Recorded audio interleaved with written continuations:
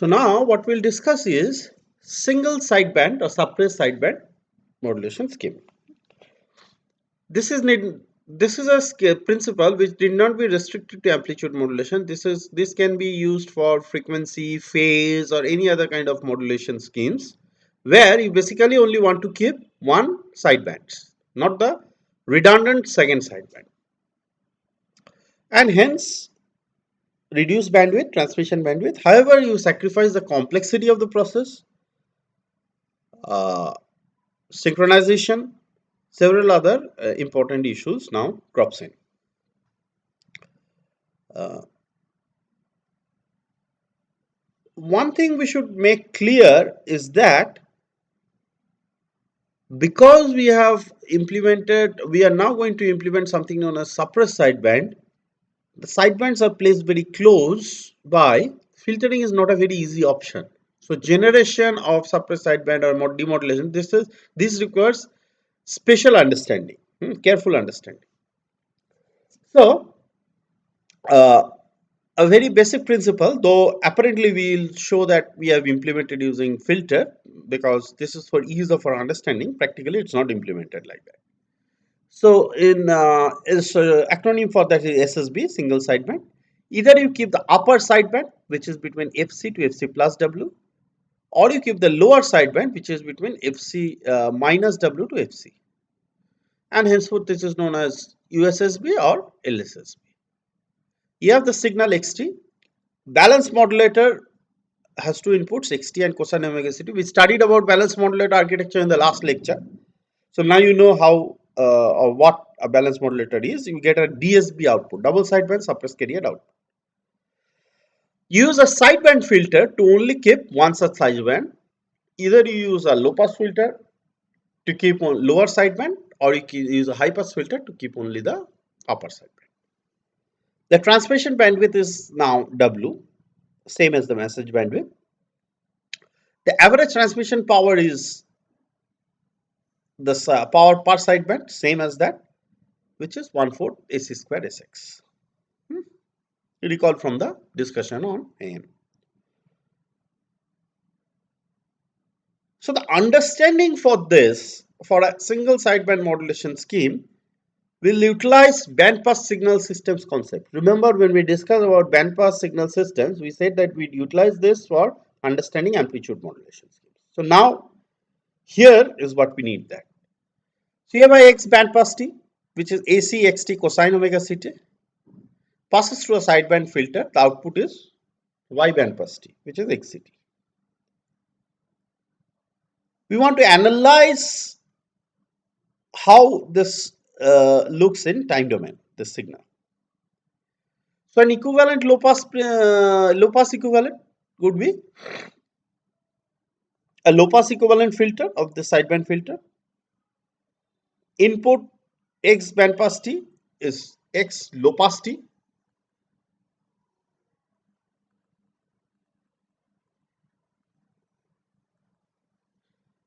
Output Y bandpass T now becomes Y low pass T. So this is the input signal and system, both from a bandpass characteristics you go to an equivalent low pass characteristics.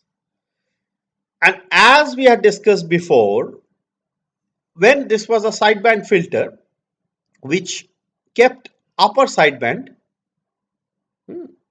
so upper sideband, it was between the bandpass filter or the high pass filter. The bandpass filter was between FC and FC plus W, upper sideband. So equivalent low pass filter, when it's translated, it becomes UF minus W. If it is a lower sideband, so that means the bandpass filter is between FC minus W to FC, and equivalent low pass filter would be UF plus W minus UF. Just plug in into the definitions what we studied in bandpass signal systems. Again, revisit that lecture. So equivalent low pass filter is basically bandpass filter multiplied by UF. You only keep the positive half portion, and then you translate by minus Fc. So it becomes H bandpass F plus Fc, U F plus Fc. So if you combine these two, it turns out to be half 1 plus or minus signum F for mod F less than W, beyond which it is 0. So plus or minus, because for upper sideband it's plus and you have this result. For lower sideband, you choose the minus sign and you have this result. So this combination of these two written in a more compact notation. So Y low pass in the frequency domain is X low pass multiplied by H low pass. X low pass in the time domain is what? Since bandpass is AC xt cosine omega ct, again recall the notes. It is half AC xt, X low pass. It only has a in phase component. X low pass F is half AC XF. So once we know that, so we can find out what is a Y low pass F, because we know the system transfer function of low pass equivalent system. So it is X low pass F multiplied by H low pass F. If you take a product, it is 1/4 AC XF 1 plus minus signum F. Okay. So you got an output, low pass equivalent output. Now we need to find what is the low pass equivalent output in time domain. So you take an inverse Fourier transform, which is 1/4 AC. Inverse Fourier transform of this guy is, now you recall what we studied, Hilbert transform. Why we studied Hilbert transform? Now is the best application, one of the best applications. So here 1/4 AC, 1 plus minus signum XF, Hilbert transform would be XT plus or minus, depending on whether it is upper sideband or lower sideband, J X cap T, where X cap T is the Hilbert transform of XT. I need not write the definition of Hilbert transform again. Please revisit the notes of Hilbert transform. So now the complex low pass equivalent signal, output signal, is basically a combination of the complex signal is xt plus or minus jx cap t.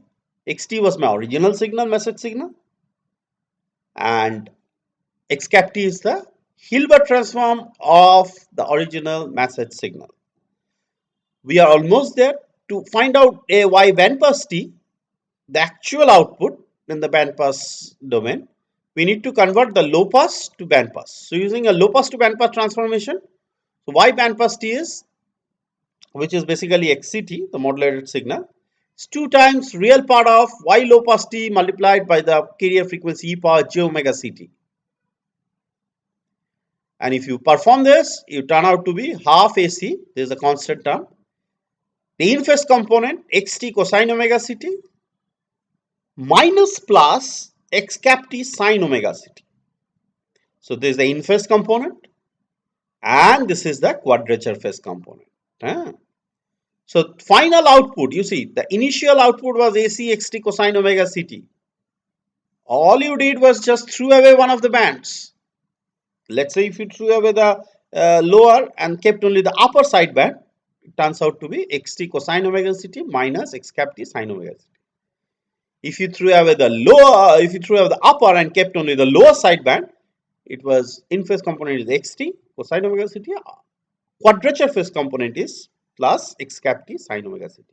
Xt x cap t are Hilbert transform pair. This is the actual message signal xt and this is the Hilbert transform of the message signal. We have used all the necessary signal systems tools that we studied directly into this application. So the in phase component is half AC xt and the quadrature phase component is, depending on upper or lower side band, plus minus half AC x cap t. Okay. So let's look at the picture.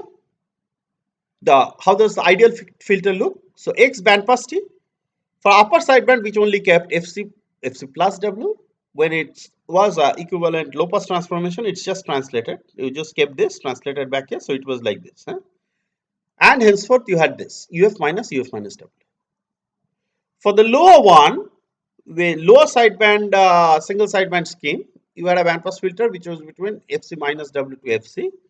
When you kept the positive portion and translated by FC, brought it here, so it was between minus W to 0, it is 1.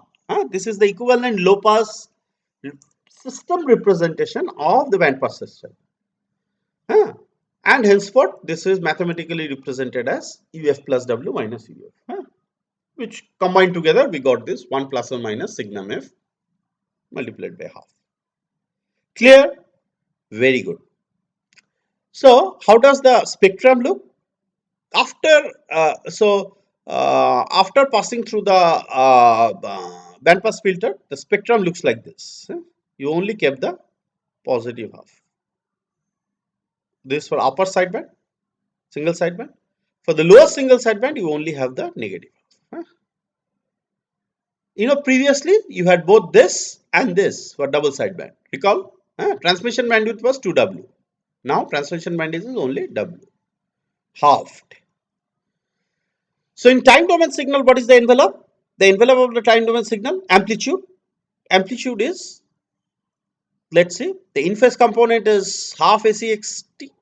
Quadrature phase component is plus or minus half AC x cap t. It's a combination of them. So amplitude is basically half AC square root of x square plus x cap square. X cap is the Hilbert transform of xt. Now, SSB is not appropriate for pulse transmission or digital data or data with abrupt transitions. Why? Because the Hilbert transform of a pulse or digital data, whatever we had seen before, when xt was a nice digital signal, x cap t was a signal which was, if you recall Hilbert transform, which was very, which are discontinuities at the two discontinuity. For example, this is a digital signal pulse 0 to tau. At this two discontinuity, it shoots to infinity, either plus infinity or minus infinity, and henceforth the amplitude shoots to infinity. It's not very good. So for pulse, digital data, signals with abrupt transition, the Hilbert transform is extremely, notorious function. It's very good for audio waveforms, mostly after it has been smoothened out. It's most appropriate for audio kind of waveforms, where you have a smooth data relatively over the short duration, not over long duration. So envelope of SSB, if you see for a digital data, for if xt is ut minus w, like this, the envelope would peak like this. And henceforth you had, these are known as envelope horns. And henceforth the power amplifier would be saturated. The peak power constraint, as we said, the overheating, power amplifier saturation, effectively you would have a very poor efficiency system for high power when you have signals like this. So second thing is, realization of sideband filter with sharp response at FC is very challenging. So though we had seen that it can be very easily represented by this method, sideband filter, you see this ideal sideband filter, it's not very something which is very easy to do. If you see the spectrum, you see this abrupt transition of the spectrum. The original spectrum of the DSB was something like this, right? You had this and you had this. Then you are only keeping this portion. You're throwing away the other portion. It's not at all an easy task, impossible task. Another important fact is, if you have significant low frequency component in the message signal, that means the message signal was located here, right? The message signal was located at 0. After modulation, it gets translated here at FC. The significant low frequency message signal information is present, then SSB is not a very good scheme because of this filtering operation. In fact, double sideband suppressed carrier is the best scheme if there is significant low frequency or DC component. Not even regular amplitude modulation, because presence of carrier actually creates problem. We discussed that before. So realization of sideband filter with sharp response FC is challenging. Message spectrum which has spectral holes close to zero frequency are actually suitable for SSB transmission. And henceforth, audio signals, which is practically little or very low frequency, no low frequency content, not very significant low frequency component, these are very ideal for single sideband transmission, not digital signals, which are significant low frequency component. So you have to be very careful, understand which modulation scheme to use for which kind of signal. Cannot blindly use any one of them. So let's see in MATLAB coded. So you had a digital data which was, let's say, like this.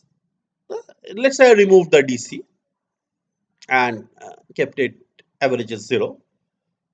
So a periodic train of pulses. If this is xt blue, the rate x cap t would be something like this, shooting to infinity. And then the amplitude would be, this plus this square. You would be like this, and then like this, then like this, very high, shooting at these discontinuity points. How does audio signal look? For example, a relative power spectral density of an audio signal frequency over the frequency, let's say up till 4 kilohertz.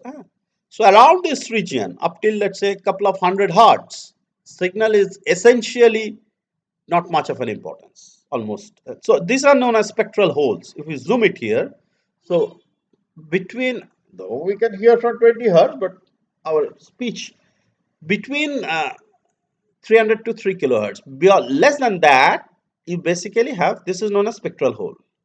And henceforth, you can implement the SSB filter with relative ease. So if you have signal structure like this, SSB is very easy to implement. And you have, after modulation, it becomes something like this. And then you just keep one such batch and throw away the another. Okay. So this is example of a speech signal. In the next lecture, we will discuss about other methods for single sideband generation, because a simple sideband filter is not a very appropriate method for SSB generation. We'll discuss about Hartley architecture and Weaver architecture, which are more practically used system. Thank you.